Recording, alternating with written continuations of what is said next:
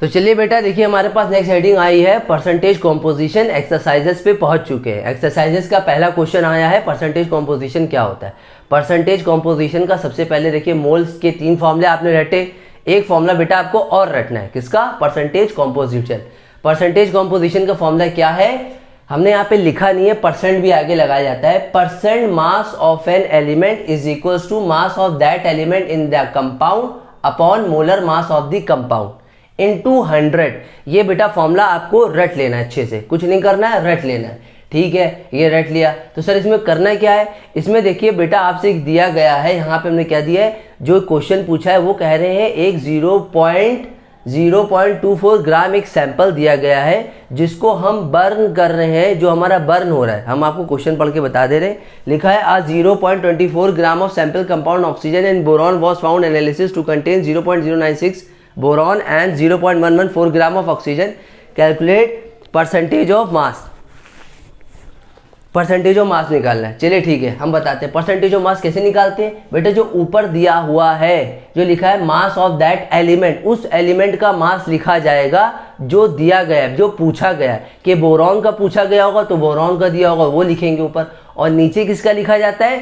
जो बुक में मेंशन होता है, गिवन सैंपल दिया होता है कि भैया इसका निकालना है, तो नीचे वो रखेंगे, इनटू 100 कर देंगे। कैसे? तो देखिए given sample compound weight, WT को शॉर्टकट में लिखा है वेट।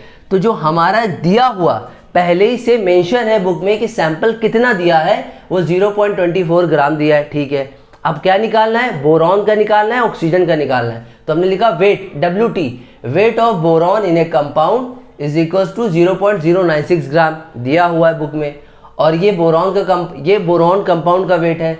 तो वेट ऑफ ऑक्सीजन का कितना होगा वेट? उसका दिया 0.1444 ग्राम, 2 बार दिया हुआ है। ठीक है, ये दिया है। अब क्या करना है? पहले लिखेंगे percentage mass of an element. यहाँ पे परसेंटेज लिखा नहीं है लेकिन होता है। ठीक है, हमने ये लिख दिया। अब आप बड़े क्लास में आएंगे तो जल्दी जल्दी ऐसे भी लिख सकते हैं, कोई दिक्कत नहीं है। तो हमने लिखा परसेंटेज मास ऑफ बोरॉन, ये पहले लिखा है यहाँ पे। ठीक है, किसका निकालने? बोरॉन का निकालने, तो पहले बोरॉन लिखेंगे। ठीक है, upon mass of that element in the compound, boron का कितना मास दिया है, कितना वेट दिया है, तो बोरॉन का इतना दिया है, तो ये यहाँ लिख देंगे। और पूछा है मोलर मास। अब बोरॉन का जो दिया है गिवन सैंपल, जो खुद से दिया है, मेंशन दिया है कि इतने ग्राम है, तो कितना दिया है, नीचे वो रखेंगे 0.24, ये दिया हुआ था यहाँ पे, रख देंगे इनटू 100। इसको आप क्या करेंगे, इसको आप सॉल्व करेंगे तो 40% आ जाएगा। जैसे ये निकाला परसेंटेज ऑफ बोरॉन। अब निकालेंगे परसेंटेज ऑफ ऑक्सीजन, क्योंकि बोरॉन का परसेंटेज निकाल लिया मास कॉम्पोजिशन। अब निकालेंगे परसेंटेज मास ऑफ ऑक्सीजन। ये कैसे निकलेगा? इसमें भी सबसे पहले मास लिखेंगे उस एलिमेंट का जो हमें पूछा गया है। किसका पूछा गया? ऑक्सीजन का। तो ऊपर लिखेंगे 0.144, और नीचे दिया है मोलर मास ऑफ कंपाउंड। किसका लिखेंगे? जो हमें बुक में मेंशन है कि भैया इतने इतने ग्राम दिया है, वो उसको नीचे लिखेंगे, इनटू 100 कर देंगे, सॉल्व करेंगे, 60% आ जाएगा आपका। तो एक बोरॉन का जो आया है हमारे पास 40% आया है, और इसका 60% आया। तो परसेंटेज कॉम्पोजिशन पूछा था कि बोरॉन को कितना है, बोरॉन का दिया है 40%, ऑक्सीजन का दिया है 60%। तो परसेंटेज कॉम्पोजिशन निकालने का फॉर्मूला क्या होता है? Percentage mass of that element is equals to mass of that element in the compound upon molar mass of the compound. इसमें कभी कभी क्या होता है पता होता है, कभी कभी क्या कर देते हैं बच्चे, ऊपर नीचे कर देते हैं। जो मास मेंशन होता है, गिवन होता है, वो क्या कर देते हैं, ऊपर कर देते हैं। अगर आप करेंगे तो भी कोई गलत नहीं होगा, आ जाएगा आंसर, जहां तक कि मेरा मानना है। ठीक है, तो यहाँ पे वो लिखेंगे जो हमको मेंशन है, दिया हुआ है। और molar mass of the compound, यानी कि जो कंपाउंड के बारे में पूछा है, जैसे कि बोरॉन के बारे में पूछा है, ऑक्सीजन के, तो उसका मोलर मास लिखना होगा। मोलर मास किसे कहते हैं? मॉलिक्यूलर मास को भी कहते हैं। ठीक है, मोलर मास कहो, मॉलिक्यूलर मास कहो, वो नीचे उसका मास लिख देंगे। कितना दिया हुआ है बुक में? 0.24, वो नीचे इनटू 100 कर देंगे। ये आपका आंसर आ जाएगा 40-60% आ जाएगा आपका आंसर, एक का 40, एक का 60। ठीक है, अब दूसरा क्वेश्चन हम आपको पढ़ के बताते हैं। दूसरा क्वेश्चन लिखा है when 3.0 gram of carbon is burn in 8 gram of oxygen 11 gram of CO2 produce, what mass of carbon dioxide will be formed 3 gram of carbon dioxide carbon and burn 50 gram of oxygen, right the law of this मतलब हम बता रहे हैं आपको, देखिए कह रहे हैं कि हमारे पास एक दूसरा क्वेश्चन आया है, कार्बन है और एक ऑक्सीजन है। देखिए ये पहले आपको लिख के बोल के बताएंगे, ठीक है, कि हमारे पास इतना कार्बन है, उससे इतना ऑक्सीजन रिएक्ट हुआ तो CO2 बना। तो सबसे पहले आपको क्या करना है, इसकी केमिकल रिएक्शन लिखना है। तो केमिकल रिएक्शन ऐसे लिखेंगे हम लोग, ठीक है, ये इक्वेशन ऐसे लिखेंगे, बैलेंस वैलेंस आप कर लेंगे, हमने सिखाया है। तो इन्होंने कहा है 3 ग्राम कार्बन था जो कि 8 ग्राम ऑक्सीजन से रिएक्ट करके, ये 3 ग्राम कार्बन जब 8 ग्राम ऑक्सीजन से रिएक्ट करा तो इसने CO2 बनाया और CO2 जितना प्रोड्यूस किया वो था 11 ग्राम था। 3 ग्राम ऑक्सीजन जब 8 ग्राम ऑक्सीजन से रिएक्ट हुआ तो इसने CO2 कितना प्रोड्यूस किया, 11 ग्राम प्रोड्यूस किया CO2। फिर कह रहे हैं दोबारा कि फिर से जो 3 ग्राम कार्बन था 3 ग्राम, वो दोबारा 50 ग्राम ऑक्सीजन से रिएक्ट हुआ। 50 ग्राम, पहले 8 ग्राम रिएक्ट हुआ था तो 11 बनाया। फिर उन्होंने कहा कार्बन जो है वो 3 ग्राम, फिर से अब 8 की जगह 50 ग्राम वो किससे रिएक्ट हुआ, ऑक्सीजन से। अब उसने कितना बनाया, कार्बन डाइऑक्साइड, और इस लॉ का नाम बताइए। चलिए ठीक है, तो हमने कहा 3 ग्राम तो कार्बन था, यहाँ पे भी 3 ग्राम लिया था पहले भी, और दोबारा में भी 3 ही ग्राम लिया। लेकिन पहले वाला ऑक्सीजन 8 ग्राम से रिएक्ट हुआ था, 3 ग्राम कार्बन, फिर दोबारा यहाँ पे 42 ज़्यादा बढ़ गए, यानी कि 8 ग्राम, जो 8 ग्राम था यहाँ पे 42 ज़्यादा ग्राम हो गया, 42 ग्राम ज़्यादा ऑक्सीजन आ गया यहाँ पे, ठीक है, 42 ज़्यादा आ गया है। तो यहाँ पे तो ये कह रहे हैं कि यहाँ पे 3 ग्राम जब 8 ग्राम से रिएक्ट होकर 11 बना रहा है, तो 3 ग्राम अगर 42 और ऐड कर दे 8 में तो 50 ग्राम हो जाएगा, और 50 ग्राम से रिएक्ट होने के बाद क्या बनेगा, कितने ग्राम। तो हमने कहा भैया कुछ नहीं बनेगा। यहाँ पे अगर देखेंगे C+O2, यही लिखा CO2, यहाँ पे थोड़ी सी ऑक्सीजन जो हमारे पास निकलेगी, ऐसा रिएक्शन में दिया नहीं, मैंने आपको दिखाया है। जो CO2 के बाद O2 निकलेगी वो अनयूज्ड होगी। क्यों होगी, क्योंकि यहाँ पे 3 ग्राम तो यहाँ पे भी था कार्बन, यहाँ पे दोबारा भी 3 ही कार्बन लिया, 3 ग्राम कार्बन लिया, इसका नंबर कभी चेंज नहीं हुआ। लेकिन ऑक्सीजन 8 था, फिर उसके बाद 50 हुआ, तो यहाँ पे 50 होने के बाद इन्होंने कहा कि ये कार्बन डाइऑक्साइड जो आएगी ये कितना रिएक्ट करेगी। तो भैया एक काम करो, हमारे पास कितना था, ये 50 था, ये 3 था, ठीक है, ये 3 था, ये 8 था, ये गिनती चेंज नहीं हो रही है, ये गिनती 8 थी, फिर कितनी हो गई, 50 हो गई। तो हमने कहा 53 में से 11 माइनस कर दो, कितना बचेगा, 42 बचेगा, 42 बचेगा। 53 में से जब 11 माइनस करोगे तो जितना बचेगा उतनी ऑक्सीजन होगी, यानी कि हमें 8 ग्राम ही ऑक्सीजन चाहिए, 50 ग्राम नहीं चाहिए। 8 ग्राम क्यों चाहिए, क्योंकि 3 ग्राम जब 8 ग्राम से रिएक्ट करके बता दिया है पहले कि 11 ग्राम ऑक्सीजन देगा, तो ये जो 42 ग्राम आया है, ये जो 42 ग्राम आया है, इसको ऐड करने के बाद जो 42 आया है, कब आया है, जब 11 माइनस करा तब ये 42 आया है। जो ये 42 आया है ये अनयूज्ड ऑक्सीजन है, इसका कोई रोल नहीं है, क्योंकि पहले ही बता चुके हैं 3 ग्राम कार्बन जब 8 ग्राम ऑक्सीजन से कंबाइन होगा, रिएक्ट होगा, आपस में लड़ेगा तो 11 ग्राम बनेगी। तो इन्होंने कहा अगर 50 ग्राम और 42 ग्राम और बढ़ा दे, यानी कि 50 ग्राम और बढ़ा दे, 50 ग्राम ऑक्सीजन और बढ़ा दे, यानी कि 8 में 42 जोड़िए तो कितना आएगा, 50 आएगा। तो इन्होंने कहा अगर 3 ग्राम 50 ग्राम से रिएक्ट होगा तो कुछ नहीं आएगा, बस 50 और 3 को ऐड करेंगे तो 53 आएगा, और 53 में से अगर ये 11 माइनस कर दोगे तो 42 बचेगा, यानी कि ये जो 42 है ये अनयूज्ड है, इसका कोई इस्तेमाल नहीं है, यानी कि सिर्फ और सिर्फ 8 ही ग्राम चाहिए। जैसे यहाँ 8 ग्राम चाहिए था कार्ब ऑक्सीजन, तो यहाँ भी 8 ग्राम चाहिए। तो लिखा है only react 8 gram oxygen, left unused 42, जो लेफ्ट है हमारा अनयूज्ड है, जिसको इस्तेमाल नहीं किया, वो 42 ग्राम है। सिर्फ हमें कितना चाहिए, 8 ग्राम चाहिए। जैसे यहाँ पे 8 ग्राम था, वैसे इसकी जगह पे भी यहाँ पे जो लिखा है 50 नहीं आएगा, 8 ही ग्राम चाहिए, क्योंकि 50 और 3 कितने हुए, 53। अब 53 में से ये माइनस कर दो तो 3, ये कितना बचेगा, 42, यानी कि 42 अनयूज्ड है। तो यहाँ पे ये बचा।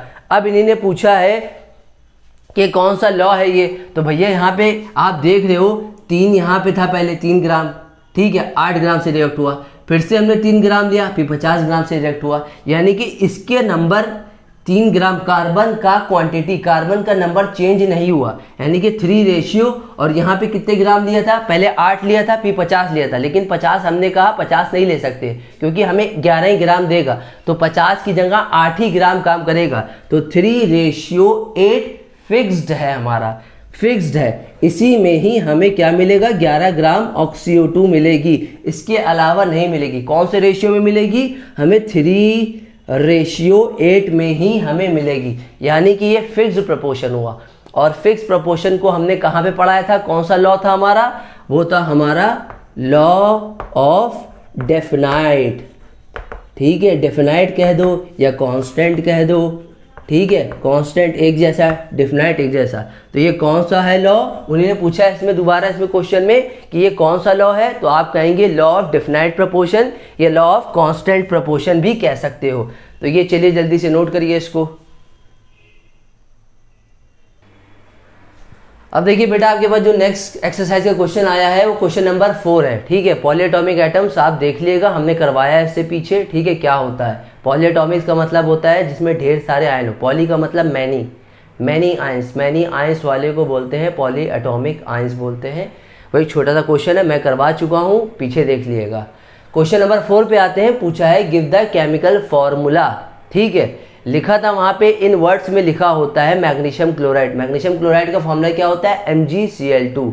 बहुत आगे हम लोग आ गए हैं, इससे पीछे अगर नहीं समझ में आएगा तो हमने एक एक चीज़ आपको बताई है, valency, charge, atomic number, atomic mass, सारी चीज़ें बताएंगे। अब हम लोग एक्सरसाइजेस पे आ गए हैं, तो बेटा बहुत ध्यान से देखिए। तो मैग्नीशियम क्लोराइड का फॉर्मूला क्या होता है, MgCl2 होता है। कैल्शियम ऑक्साइड का फॉर्मूला क्या होता है, CaO होता है, बी वाले का आंसर। डी वाले का आंसर पूछा है कॉपर नाइट्रेट का फॉर्मूला क्या होता है, CuNO3 का होल ट्वाइस। ठीक है, एल्यूमिनियम क्लोराइड का फॉर्मूला होता है AlCl3। फिर पूछा है कैल्शियम कार्बोनेट का फॉर्मूला क्या होता है, कैल्शियम को क्या कहते हैं, कैल्शियम को कहते हैं Ca, कार्बोनेट को कहते हैं CO3, कैल्शियम कार्बोनेट। ये आपका क्वेश्चन 4 के ABCDE पार्ट हो गए। अब हम चलते हैं क्वेश्चन 5 पे, उसमें पूछा है गिव द एलिमेंट नेम। ठीक है, give the name of the element, इस एलिमेंट के नाम बताइए। पहले इन वर्ड्स में दिए थे, उसको हम लोग केमिकल फॉर्मूले में बदलने थे। अब यहाँ पे केमिकल फॉर्मूले में दिए होंगे, सॉरी आपको इन वर्ड्स में दिए होंगे, अब उसको केमिकल फॉर्मूले में लिखना है। कौन कौन से एलिमेंट प्रेजेंट हैं हमारे पास, इस एलिमेंट, इस फॉर्मूले में कितने कितने एलिमेंट कौन कौन से प्रेजेंट हैं। तो आपको पहला जो पूछा है यहाँ पे, मैं क्वेश्चन पढ़ दे रहा हूँ एक बार, उसमें दिया है आपके पास क्वेश्चन नंबर 5 में give the name of the element, कौन कौन से एलिमेंट प्रेजेंट है। आपको नाम लिख के दिया है इन वर्ड्स में, उसमें बताना है कौन कौन से एलिमेंट प्रेजेंट है। पहला है क्विक क्लाइम। क्विक क्लाइम को हम लोग ने पढ़ा था कि CaO कहते हैं, CaO को कैल्शियम ऑक्साइड भी कहते हैं या क्विक क्लाइम भी कहते हैं, क्विक क्लाइम। दूसरा क्या है, hydrogen bromide, HBr, hydrogen bromide. दूसरा क्या है, बेकिंग पाउडर। बेकिंग पाउडर का फॉर्मूला बेटा रट लो, बहुत काम आता है, जैसे कि जिप्सम वगैरह का काम आता है, CaSO4 हाफ H2O, लिखते नहीं है जिप्सम का, वैसे ही बेकिंग पाउडर का फॉर्मूला होता है NaHCO3 होता है। दूसरा पूछा है, दूसरा क्या है, पोटेशियम सल्फेट है। इन वर्ड्स में लिखा है, केमिकल फॉर्मूले में लिखना है। तो इन्होंने कहा कौन कौन से एलिमेंट प्रेजेंट है, भैया इसमें पोटेशियम है, इसमें सल्फर है, ऑक्सीजन है, इसमें सोडियम है, हाइड्रोजन है, कार्बन है, ऑक्सीजन है, हाइड्रोजन ब्रोमाइड है, कार्बन नहीं है अभी। अब ये कैल्शियम है, Ca है, साथ में कैल्शियम और ऑक्सीजन है, ये एलिमेंट इसमें प्रेजेंट है। अब आते हैं क्वेश्चन नंबर 6 पे आते हैं। क्वेश्चन नंबर 6 में क्या पूछा है, मोलर मास। अरे बहुत आसान है, मोलर मास मैंने निकालना भी सिखाया है आपको, ढेर सारे करके। तो इसमें से हमने 2 एग्जाम्पल लिए हैं, ठीक है, आप देख लीजिएगा। मोलर मास में कई तरीके के निकाल सकते हैं। तो C2H2 दिया है, ठीक है, इथीन जिसको बोलते हैं, इथीन है, इथेन नहीं है, ना इथाइन है, ठीक है, इथीन है हमारा। CH2, ठीक है, सॉरी C कितने हैं, 2 है, CH लिखोगे डबल बॉन्ड लगा के, ठीक है, C2H2, ठीक है। इसको कैसे लिखेंगे, इसका मोलर मास निकालना है, मोलर मास बोल दो या मॉलिक्यूलर मास बोल दो, ठीक है। इसको कैसे निकालेंगे, कार्बन का मास कितना होता है, 12 लिख दिया। अब C के साथ कितने मॉलिक्यूल हैं, 2 × 2 कर दिया, बीच में कुछ नहीं है, प्लस लगा दिया। हाइड्रोजन का मास और एटॉमिक नंबर भी एक ही होता है, तो 1 लिखा। हाइड्रोजन के साथ कितने मॉलिक्यूल अटैच है, 2 × 2 कर दिया। सबको मल्टीप्लाई, 2 12 = 24, 24 में 2 ऐड करो, कितना आ जाएगा, 26 आ जाएगा। S8 सल्फर 8, S8 जो होता है बेटा वो सॉलिड स्टेट में यहाँ पे देखा जाएगा इसको। S8 सल्फर 8 का एटॉमिक नंबर हमने डायरेक्ट लिख दिया 32 होता है एटॉमिक नंबर। ये जो हमने 32 लिखा है ये सिर्फ क्वेश्चन इतना दिया है, ये जो बेटा हमने लिखा है ये हमने लिखा है एटॉमिक नंबर लिखा है सल्फर का। अब इस सल्फर के 32 को इसके 8 से मल्टीप्लाई कर दो, क्योंकि सल्फर में कितने मॉलिक्यूल दिए 8।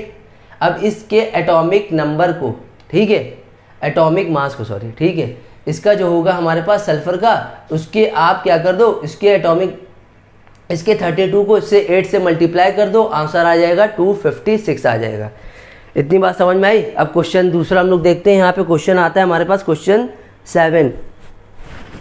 बेटा इसके कुछ क्वेश्चन जो है हमने आपको नहीं बताए हैं, क्योंकि 2-3 क्वेश्चन है वो आप मोलर मास निकाल लोगे, ठीक है। अब क्वेश्चन चलते हैं हम लोग के पास, कौन सा है, क्वेश्चन नंबर 8 है। क्वेश्चन नंबर 8 की हेडिंग क्या लिखी है, क्वेश्चन नंबर 8 नहीं, क्वेश्चन नंबर 7।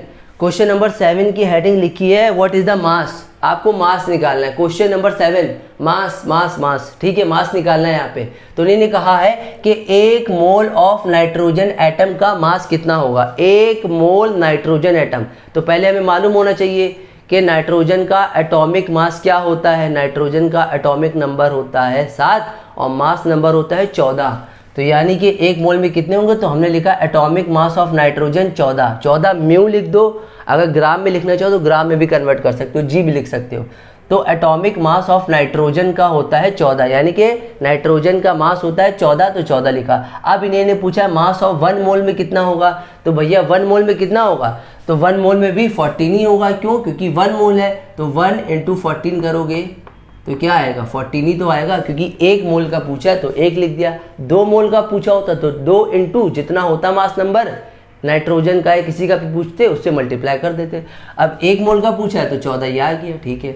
अब इन्होंने दिया है 4 mole of Al atom. Al का मतलब एल्यूमिनियम, 4 मोल ऑफ एटम जो एल्यूमिनियम के, उसमें कितना होगा मास। तो भैया एल्यूमिनियम का एटॉमिक नंबर पता होना चाहिए, सॉरी मास नंबर पता होना चाहिए। तो एल्यूमिनियम का होता है 27, तब इसके 27 को इसके 4 से मल्टीप्लाई कर दो, 108 आ जाएगा। कितना ईजी है, बुक्स में आप देखेंगे तो बहुत ही ज़्यादा कॉम्प्लिकेटेड तरीके से बताएंगे।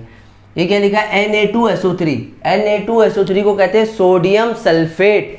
Na2SO3 सोडियम सल्फेट कितने मोल दिए हैं, 10 मोल का बताना है। हमने डायरेक्ट लिखा है, बुक में पूरा आप देखिएगा, 10 मोल का निकालना है। तो भैया Na2SO3 का मोलर मास पता करना पड़ेगा, ठीक है, क्योंकि यहाँ पे इन सब का मास नंबर तो दिया नहीं। अब ये पूरे का पूछा है Na2, यहाँ पे सिर्फ Al का एटॉमिक नंबर दे दिया था, सिर्फ Al का पूछा था यहाँ पे कि Al में इतना मास है और इतने मोल Al में बताने, लेकिन यहाँ पे पूरे का पूछा है, इसका पूरे का पूछा है, इस पूरे का पूछा है और इसमें कहा गया कि 10 मोल में कितने होंगे फिर। तो इस पूरे का हमें एटॉमिक क्या निकालना पड़ेगा, यहाँ पे मोलर मास निकालना पड़ेगा। मोलर मास जैसे यहाँ पे निकालते हैं, तो सोडियम का होता है, Na का कितना होता है 23, Na से कितने मॉलिक्यूल अटैच है 2, तो इंटू 2 हो जाएगा, बीच में कुछ नहीं है प्लस। सल्फर का एटॉमिक, ठीक है, सल्फर का कितना होता है, सल्फर का होता है 32 होता है, ठीक है। एटॉमिक में देखिए यहाँ पे लिखा है 32 है यहाँ पे, ठीक है, 32 हो गया। ऑक्सीजन का कितना होता है 16। मास निकालनी है सब, ये सब मास है, एटॉमिक नंबर नहीं है, ठीक है, मास है, ठीक है। सल्फर का 32 प्लस लगाया, ऑक्सीजन का 16 के साथ, ऑक्सीजन के साथ कितने मॉलिक्यूल अटैच है 3, 16 × 3 कितना आ जाएगा 126। इसका मोलर मास आया कितना 126। अब इस 126 को 10 से मल्टीप्लाई कर दो, कितना आ जाएगा 1260 ग्राम। इतने मोल्स हमारे प्रेजेंट है इसके अंदर, इतने मोल्स हमारे प्रेजेंट है। इन सब का क्या पूछा है, इन सब का मास निकालना पूछा है। तो चलिए मास बता दिया। अब क्वेश्चन नंबर 8 पे आते हैं, कन्वर्ट इनटू मोल। मोल में कन्वर्ट करना है, मोल में कन्वर्ट करना है, तो किसका कन्वर्ट करना है इन्होंने पूछा है। तो इन्होंने कहा है हमें सबसे पहले जो कन्वर्ट करना है 12 ग्राम ऑफ ऑक्सीजन गैस, ये है क्वेश्चन, ये है 12 ग्राम ऑफ ऑक्सीजन गैस का कन्वर्ट करना है। तो हमने क्या करा, सबसे पहले ऑक्सीजन का एटॉमिक क्या लिख लेंगे, एटॉमिक मास लिख लेंगे। तो एटॉमिक मास कितना होता है ऑक्सीजन का, ऑक्सीजन का होता है कितना होता है टोटल, ऑक्सीजन का तो सिर्फ अगर देखेंगे O2 नहीं, ऑक्सीजन का सिर्फ देखेंगे तो 16 होता है, ठीक है, ऑक्सीजन का 16 तो होता है। अब ऑक्सीजन के साथ कितने मॉलिक्यूल हैं 2 है, तो 16 × 2 कितना हो जाएगा 32, यानी कि 32 एटॉमिक मास यूनिट आ गया इसका। AMU भी लिख सकते हो, ठीक है, एक 1 मोल के हिसाब से अगर लिखोगे, अगर इसमें लिखोगे U की जगह आप अगर लिखोगे दोबारा एटॉमिक मास 32 की जगह म्यू की जगह आप G भी लिख सकते हो, ग्राम, ठीक है। तो यहाँ पे आ गया हमारे पास एटॉमिक मास ऑक्सीजन का अगर देखा जाए तो 32 ही होता है। हमने आपको तोड़ तोड़ के बताया कि ऑक्सीजन का 16 और 16 के साथ 2 मॉलिक्यूल लगे हैं तो 32 हो गया। अब निकालना क्या है, 12 ग्राम ऑफ ऑक्सीजन गैस का निकालना है। तो भैया 1/32 कर देंगे, 1/32 कर देंगे, 1/32 कर देंगे, 1/32 कर देंगे, कन्वर्ट इनटू मोल, मोल में कन्वर्ट कर रहे हैं तो मोल में कन्वर्ट करने के लिए 1/32 हो जाएगा, जितना ग्राम दिया है इनटू 12 हो जाएगा। इसको आप काट दिए 2 6 जा, ठीक है, 2 1 जा 2 6 जा, ठीक है, 2 3 जा 2 8 जा, 3/8 3/8 आ गया। इसको डिवाइड करेंगे आ जाएगा 0.375 आ जाएगा आपके पास आंसर। ये मोल निकालने का बेटा तरीका होता है। अब हमसे पूछा गया है दूसरा बी वाला पार्ट पूछा गया 20 ग्राम ऑफ वाटर। अब वाटर का निकालना है, जैसे यहाँ पे ऑक्सीजन का निकाला था तो ऑक्सीजन में सबसे पहले ऑक्सीजन का मास लिखा था, तो यहाँ पे वाटर का भी मास कितना होगा, atomic mass of water. Water का पूरा कैसे निकालते हैं, 18 होता है। ये कैसे आता है भैया, ये देखिए H2O है, हाइड्रोजन का मास 1 होता है, इनटू हाइड्रोजन के साथ कितने मॉलिक्यूल 2 प्लस लगाया, ऑक्सीजन का कितना होता है 16, तो 1 2 जा 2 और 16 कितना हो जाएगा 18 हो जाएगा। तो ये 18 तभी तो आया, तो हमने डायरेक्ट लिख दिया एटॉमिक मास ऑफ वाटर 18। अब निकालना कितना है, 20 ग्राम ऑफ वाटर को कन्वर्ट करना है। 20 ग्राम वाटर है तो 1/18, जैसे यहाँ किया था 1/32, तो 1/18 इंटू 20 कितना आ जाएगा 10/9। 10/9 को और आप ऊपर नीचे डिवाइड करोगे तो 1.111 आ जाएगा, ठीक है। अब सी वाले का दिया है, सी वाले का कितना दिया है 22 gram of CO2, 22 gram of CO2। 22 gram of CO2 कितना दिया है, पहले CO2 का एटॉमिक मास निकालेंगे कि भैया 22 ग्राम ऑफ CO2 का निकालना है। तो CO2 का एटॉमिक मास होता है 44, कार्बन का 12, ऑक्सीजन का 16, 16 इंटू 2 कितना हो जाएगा 44, ऐसे निकाल लेना, अब हम बार बार नहीं बताएंगे। तो 44 होता है तो 1/44 आ जाएगा इंटू 22 आ जाएगा, ऊपर नीचे मल्टीप्लाई करोगे डिवाइड करोगे 1/5 आएगा, और 1/5 को और डिवाइड करोगे तो 0.5 मोल्स आ जाएंगे। तो इतने मोल्स में देखो कन्वर्ट कर लिया हमने। पूछा किस में गया था, कन्वर्ट करना है मोल में, तो देखो मोल में कन्वर्ट करते जा रहे हैं। एक ये आया, एक ये आया, ठीक है, और एक ये आया, ये देखो मोल में कन्वर्ट करते जा रहे हैं। इसको बेटा जल्दी से नोट करिए। फिर अब देखिए बेटा आपको मास निकालना है, ठीक है। क्वेश्चन आया 9th वाला, क्वेश्चन 9th में आपको निकालना है व्हाट इज द मास। मास किसका निकालना है, कैसे पता, तो इन्होंने दिया है क्वेश्चन में, आपको पढ़ के बता रहा हूँ। क्वेश्चन में लिखा है, क्वेश्चन में आपके लिखा है what is the mass of 0.2 mole of oxygen atom. 0.2 mole of oxygen atom, 0.2 mole of oxygen atom, ये क्वेश्चन दिया है। मैंने यहाँ पे इसलिए लिखा है क्योंकि मैंने ऊपर इसको आंसर लिख दिया है। ये दिया है क्वेश्चन, और एक क्वेश्चन ये दिया है 0.5 मोल ऑफ वाटर मॉलिक्यूल्स, ठीक है। तो हमें 0.2 मोल ऑफ ऑक्सीजन एटम, ये मत समझिएगा कि ऊपर नीचे कर दिया बेटा, वो हमने पहले ही आंसर लिख दिया उसका, ठीक है। तो मास आपको निकालना है, ठीक है, कुल मिला के मास निकालना है। तो सबसे पहले ऑक्सीजन का हमें मास पता करना पड़ेगा। सर 32 होता है, पता है सर, ऑक्सीजन का जो मास होता है हमारा 32 होता है, ठीक है। लेकिन यहाँ पर जो हमने लिखा है O2, ये जो हमने लिखा है O2 के जो मॉलिक्यूल जो लिखे हैं यहाँ पे, ये O2 नहीं, ये O है, सिर्फ ऑक्सीजन का पूछ रहे हैं। What is the mass of oxygen, oxygen का होता है 16। अब O2 लिखा अच्छा नहीं लगता ऐसे O, तो इसलिए यहाँ पे हम लोग लिखते हैं O2 लिखते हैं। क्यों नहीं अच्छा लगता है, क्योंकि प्राइमरी स्टेट में ऑक्सीजन नहीं होता है, ऑक्सीजन होता है सेकेंडरी स्टेट में, O2 लिखा जाता है। तो एटॉमिक मास जो होता है ऑक्सीजन का होता है तो 32 है, लेकिन यहाँ पे एक की बात कर रहे हैं, मास ऑफ 1 मोल, यहाँ पे 16 है, तो एटॉमिक मास ऑफ O2 16 आया। तो मास ऑफ 1 मोल O2 में कितना होगा, 1 मोल O2 में कितना होगा, 1 मोल O2 में कितना होगा।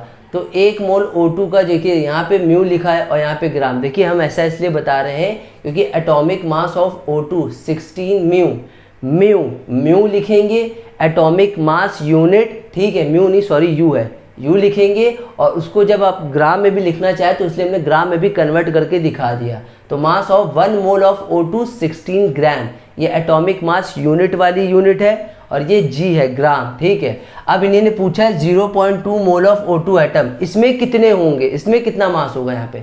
तो हमने लिखा ऑक्सीजन का तो 16 होता है, तो 16 को इनटू कर देंगे 0.2 से, तो आ जाएगा 3.2 ग्राम आ जाएगा, क्योंकि 1 मोल का पूछा है, 1 मोल का पूछा है, ठीक है, 1 मोल का पूछा है, तो 16 जो आया उसको हम 0.2 से मल्टीप्लाई कर देंगे, 3.2 ग्राम आ जाएगा। ठीक है, इसमें कंफ्यूज मत होइएगा। अब उन्होंने पूछा है 0.5 मोल, 0.5 मोल ऑफ वाटर मॉलिक्यूल।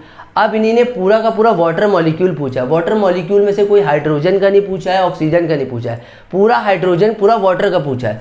तो atomic mass of water, water का कितना होता है, अभी मोलर मॉलिक्यूलर मास निकालना सिखाया। वाटर का कैसे लिखते हैं, H2O, H का होता है मास 1, इसके साथ कितने मॉलिक्यूल 2, ऑक्सीजन का मास होता है 16, तो इसको आप करोगे तो आ जाएगा 18, 1 2 2, 2 + 16 18 आ जाएगा। ठीक है, ये आ गया मॉलिक्यूलर मास। अब हमने लिखा atomic mass of water 18 mu, mu जैसे यहाँ लिखा था।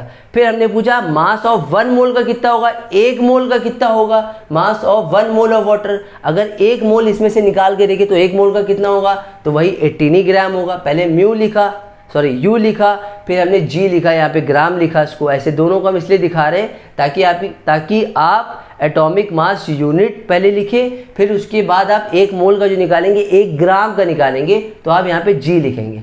फिर हमने कहा भैया इसका तो 18 है, तो डायरेक्ट काम करें, 18 को 0.5 से मल्टीप्लाई कर दो, आंसर आ जाएगा। करेक्ट, तो यही हमने यहाँ पे किया है, 18 को 0.5 से मल्टीप्लाई कर दो, 9.0 ग्राम आपका आ जाएगा कि इतने मोल हैं हमारे वाटर मॉलिक्यूल्स के, वाटर मॉलिक्यूल के। 1 मोल हमने आपको बताया नहीं था कि 1 मोल्स का हमारा तीसरा वाला फॉर्मूला था कि molecular given atom upon Avogadro number n/n0 करके था नहीं।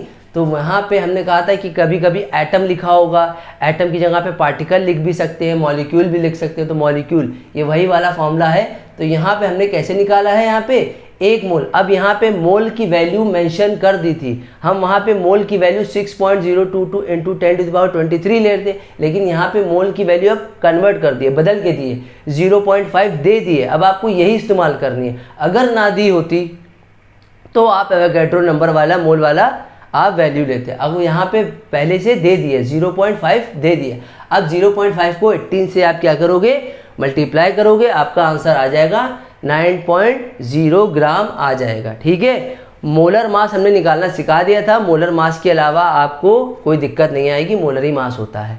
चलिए अपने 10th क्वेश्चन की तरफ चलते हैं। 10th वाला जो क्वेश्चन है मैं पढ़ दूँ यहाँ पे। इन्होंने पूछा है calculate the number of molecule of sulphur 8 as present in 16 gram of solid sulfur, 16 gram of solid sulfur, S8 present in 16 gram of solid sulfur, sulphur solid sulphur है S8, S8 क्या है, सल्फर का atomic mass होता है 32 और S8 हमारा present है sulphur के कितने, यहाँ पे क्या निकालना है, calculate the number of molecule, कितने मॉलिक्यूल्स हमारे हैं इसके अंदर 16 ग्राम के सॉलिड सल्फर में। तो चलिए देखते हैं, सबसे पहले एटॉमिक मास वगैरह निकालना पड़ेगा, तभी मोल वगैरह निकल के सामने आएगा।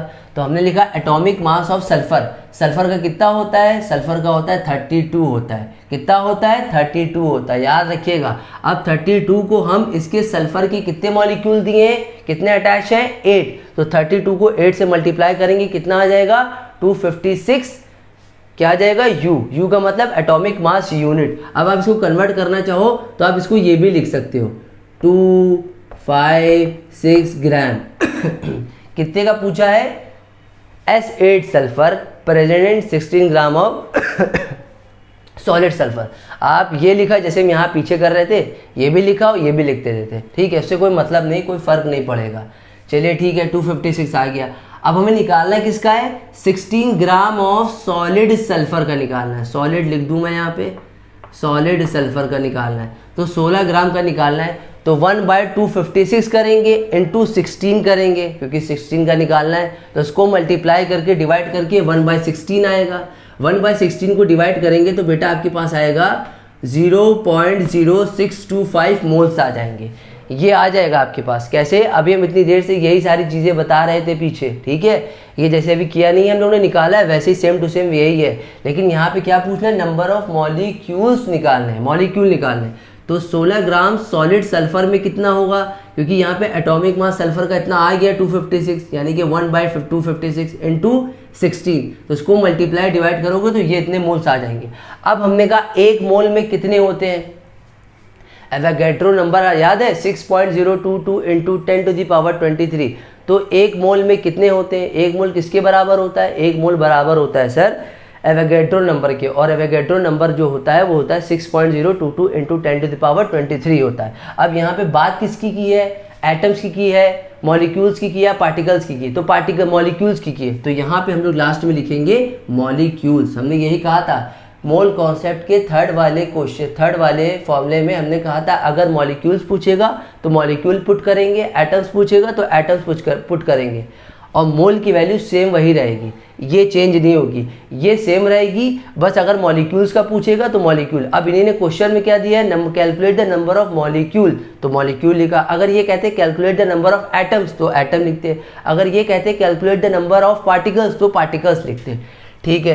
तो अब हमने देखा ये कितने दिए हैं, इतने दिए। अब हमारे मोल्स कितने आए थे, इतने आए थे। अब इन्हीं ने कहा कि कितने नंबर ऑफ मॉलिक्यूल्स प्रेजेंट है, तो हमारे मोल्स तो इतने आ गए और एक मोल की वैल्यू इतनी होती है हमारी, तो हमने कहा इसको मल्टीप्लाई कर दे एवोगैड्रो नंबर से, तो कितना आ जाएगा 0.376 इंटू 10⁻23। इसको हम और राउंड ऑफ करेंगे तो आ जाएगा 3.76 इंटू 10⁻23। ये राउंड ऑफ करेंगे, राउंड ऑफ करके इसको लिखेंगे 3.76 इंटू 10⁻23। अगर ऐसे नहीं समझ में आता है तो इजी मेथड देखो, यहाँ तक कि सीखा, कोई बात नहीं। अब सिर्फ इतना देख लो कि यहाँ पे 1 ग्राम है, कितना है 1 ग्राम, 1 ग्राम S8 है, 1 ग्राम सॉलिड सल्फर है, 1 ग्राम सॉलिड सल्फर है, 1 ग्राम सॉलिड सल्फर है, और 1 मोल किसके बराबर होता है, एवोगैड्रो के बराबर होता है। तो भैया 1 मोल अगर एवोगैड्रो के बराबर होता है और 1 ग्राम S8 का पूछा है, तो हमारे 1 ग्राम का ऊपर ही आ चुका था कि एटॉमिक मास कितना होता है, हमारा एटॉमिक मास होता है सल्फर का 32, और 32 यानी कि इंटू 8 क्यों किया, क्योंकि सल्फर के मॉलिक्यूल 8 है, तो आ जाएगा 256। ऊपर चुपचाप 1 मोल लिख दो, किसके बराबर होता है एवोगैड्रो नंबर के, अपॉन 256 लिख दो, ऊपर नीचे मल्टीप्लाई डिवाइड करके काट दो, आ जाएगा 3.76 इंटू 10⁻23 मॉलिक्यूल्स आ जाएगा। तो ये बेटा आपका जो दिया है इसको कोई दिक्कत ना करना, इसको आराम से पढ़ो, समझ में आएगा। नहीं समझ में आ रहा है मेरी वीडियो को रिपीट कर करके देखिए। तो ये आपका चैप्टर अब ख़त्म हो गया, एटम्स एंड मॉलिक्यूल। अब इसके बाद जो आएगा स्ट्रक्चर ऑफ एन एटम। तो चलिए, थैंक यू।